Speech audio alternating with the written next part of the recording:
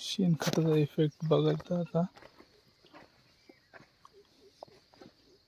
इथे शेणखताची ट्रॉली अशीच टाकली होती आणि हे शेणखताचं जिथनं जिथनं पाणी येते सरीला, त्या सरीने जवळपास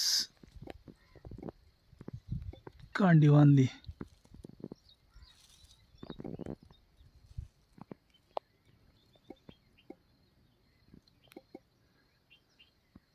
तेवढे हेऱ्या जवळपास सगळीकडे कांड्या बांधल्या.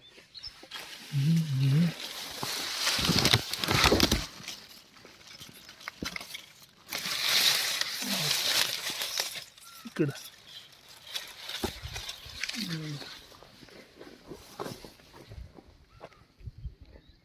तर इथं शेणखत नाही,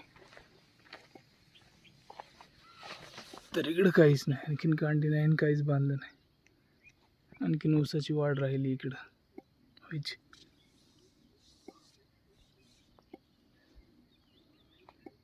हे शेणखताचा इफेक्ट आहे.